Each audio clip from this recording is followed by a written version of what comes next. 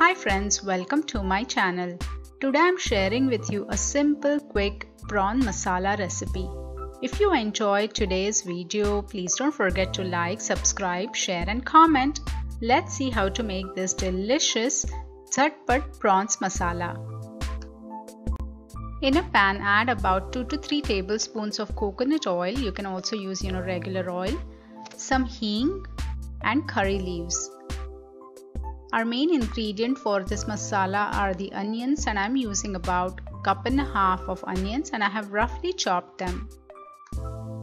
For this prawns masala, the onions need to be fried really well, so it will take about 15 to 20 minutes to get a nice golden color. Notice that I have not used a lot of oil, just minimal.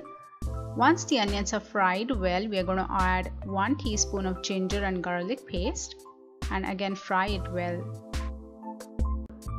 Let's start adding these spices for this prawns masala. So 1 teaspoon of turmeric powder, 2 teaspoons of kori masala or any Indian fish masala, 2 teaspoons of red chili powder and salt to taste.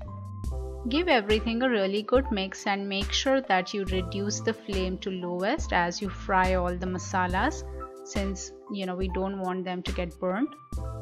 And then we're going to add 1 cup of prawns. I didn't get time to thaw the prawns, so I just dumped them. I had removed them just half an hour back from my freezer, but still they are pretty good to get going. They become soft really quick, so notice that all the prawns are separated well now, and mix everything well with the masala. Now we're going to cover and let it cook on a medium flame to 10 to 12 minutes. Let's open and check.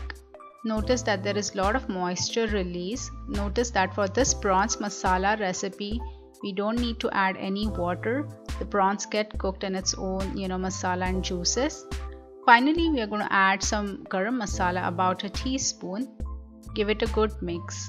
If you want the consistency to be a little more dry, you can let it cook for another minute or two. But this looks great. I'm going to switch off the flame and finally, squeeze some fresh lemon juice. Prawns masala is ready. Simply enjoy it with some roti or even some white rice. It's delicious.